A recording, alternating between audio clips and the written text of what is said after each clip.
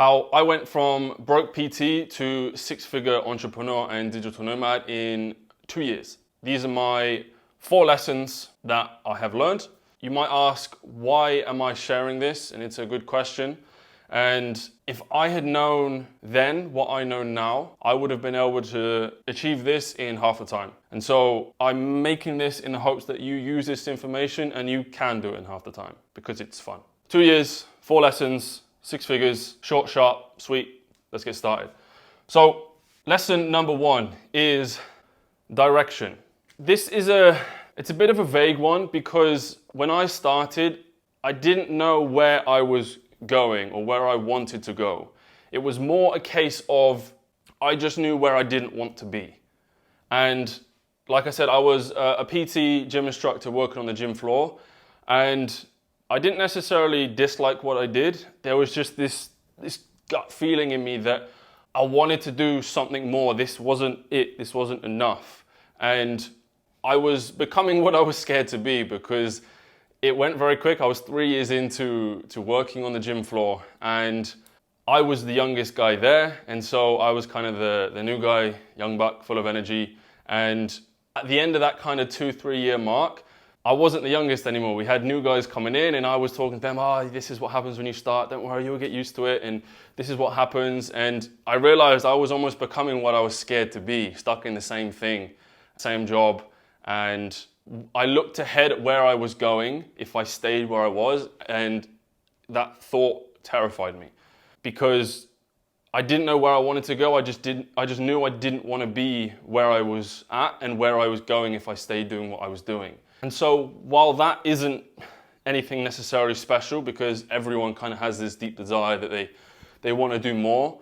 So the desire doesn't make you special. It's the action that you take that does lead you onto becoming special, out of the norm, whatever you want to call it. And so because I didn't really know where I wanted to go, I just knew I had to do something, go somewhere. And what I saw around me, which gave me more inspiration and motivation to act, was most people do nothing and get what they fear most, which is nothing. And so what's the opposite of nothing? Something. And that's what I decided to do. It's actually quite easy if you don't have a desired place you want to get to, because all you have to do is something. It's just away from where you're currently at. And I didn't know what I wanted. I just knew I didn't want to be where I was. Direction is the main thing. You have to pick a direction and start moving forward. Take your first few steps, because 0 to 1 is usually the hardest thing. And it kind of fits into, well, it perfectly fits into lesson number 2. They're kind of in chronological order, so you're welcome. Number 2 is environment. It's a nice segue. And so there was no one in my kind of immediate physical circle that was necessarily doing what I wanted or had what I wanted. So the next best thing is online. So I joined a bunch of online communities, started connecting with people around the world who had what I wanted and was doing the things I wanted to do. Because most people will happily spend tens of thousands of dollars on things that add 0 value to their bottom line.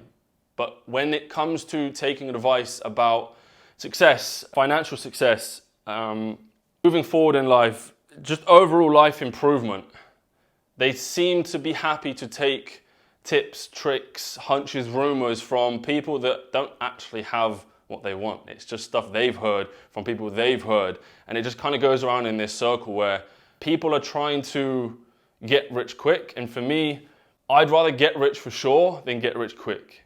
And the people I was hanging around with, the environment I entered, I trusted a lot more what they were saying because they had what I wanted. They could resonate with how I was feeling. And so I resonated with a lot of what they were saying. And the more I spent time in these environments, the more specific goals I was able to create, because my vision of what is possible, but also what I'm capable of, expanded exponentially. Because like I said at the beginning, I didn't have a specific direction. I didn't know necessarily what I wanted. So I went to environments where people were doing what I wanted to do and had what I wanted to have. And so they were able to almost fill in my expanding vision. So I was able to see clearer, speak with more clarity, move with more purpose, and actually get closer to this idealized environment that I was just beginning to gain clarity of. And I think the environment is really, really important, because without clarity, there's conflict. And that's what I was experiencing at the beginning, where I didn't know where I wanted to go. I just wanted to go somewhere. And number 3 is skills. And by skills, I mean relevant skills that actually take you closer to your newfound clear goals. Because skills can mean many things, but the approach I took was, as I gained clarity on what I was actually working towards and what I wanted, I reversed engineered a plan and the skill sets that were needed in order to take me closer to where I wanted to be. And so I knew the skills wouldn't get me there on their own. It was more, they take me closer. They take me a step, 2 steps, a few steps closer to where I wanted to be.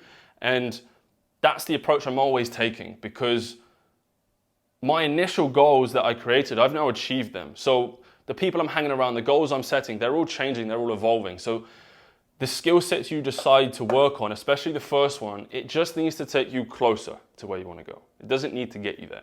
And for me, I wanted more money and run my own business. So I reverse engineer what that looks like. And a business to me is money in. And you're not running a business until you're getting money in. So how do I get money in? I need to convince people to give me money, i.e. sales.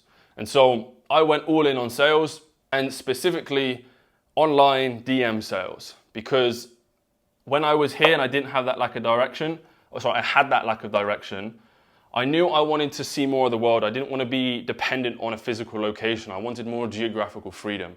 And online income and sales fit my direction perfectly, because it gave me more location independence. It allowed me to obtain more geographical freedom, and it allowed me to actually earn whilst I was traveling, building skills, experience, and all these things. So it hit a lot of the boxes I wanted in one go. And so I was just doing DM sales. It's the same as in-person sales, just online. It's just very monotonous, very tedious, but it allowed me to build those skills and also satisfy those kind of personal desires I had at the time, which funnels very well into lesson number 4, which is volume or repetition. So what most people do, or at least what I discovered as I was kind of transitioning through 1, 2, 3, and 4, was everyone wants to have this huge skill and huge ability, but very little volume and effort in order to get it. But the reality is, to generate the skill, you have to have the volume. I don't know how you expect to gain the skill without repetition, without volume, because it's through repetition that turns awkwardness into fluidity. And all the experts you see in any facet of life, experts, they have done it hundreds, thousands, tens of thousands, hundreds of thousands of times, and they put tens of thousands of hours into what they do to become better. That is the only way you get better, from my understanding and my experience. If you find a way to get better without this, please let me know. I would love to know. But this is what I understand. And so I didn't do anything new or exciting. I just did it. It's not sexy. It's not something that people kind of want to see you doing a lot of the time, because it's simple. It's not sexy. And I think 90% of success can be boiled down to doing the basic things for an uncommonly long period of time. And with this volume and repetition, the more you do something, the assumption is the better you get. And the better you get, you tend to like doing the thing more. So I started to build momentum doing sales. And as I got better at sales, I was making more money. And because I was getting better and I was getting that feedback from the results I was getting, I was enjoying it more. So it was easy for me to increase the volume, but also keep repetition going. Keep repeating what I was doing, because if it's not broken, don't fix it. I was like, fuck. I'm doing, my progress is skyrocketing faster than I ever thought it would, because I was getting better, the results were reflecting that, and Everything I wanted was coming to me, and my life quality was improving drastically. And 2 years later, I'm now traveling the world with my two dogs, my two best friends. I have financial independence. I'm still not where I want to be, but that was also gained with the clarity and environment. However, I am living my dream that I made in lessons 1 and 2. So I must be doing something right. Much further ahead than where I was. I got so much more clarity on where I am, where I want to be, and how I can get there. And so it's just kind of this repetition of this. It goes 1, 2, 3, 4, back to 1. Because now I'm at a point where I've gained a sufficient level of skill in what I've done for the last 2 years. So I now need to acquire new skills. I need to go in a new direction to get past where I am now. And so that means I need to get in new environments, get around people who are ahead of what I'm doing again now. And so the environment you enter and need to be in, and the people you need to surround yourself with, that will evolve over time. That is a very strong sign you're moving in the right direction. If you start seeking new mentors, if you start seeking new environments, new communities, new skills you want to develop, that is a sure sign that you are making progress and you are gaining sufficient ability in these skills. And success, wealth creation is, from my understanding, a lot more about developing your understanding of your psychology and emotions than it is about the mechanical processes of making money, developing a skill, whatever that thing is for you. And so you need to learn why you think the way you do, why you the way you behave, and why you believe what you believe, because those are the things that actually prevent you from making these forward steps, but also they're the things once you master, they're actually going to help you progress through them a lot faster. So it's not something that we want to almost erase and delete. The psychology and the emotions behind all of this is actually kind of this new model we want to install into our psyche. And Buckminster Fuller has this really great quote that resonated a lot with me about the psychology and the emotions. And it's, you never change things by fighting the existing reality. And to change something, you have to build a new model that makes the old model obsolete. So it's not saying that you need to unlearn or delete your current model of the world. That stands as your baseline for you to move from.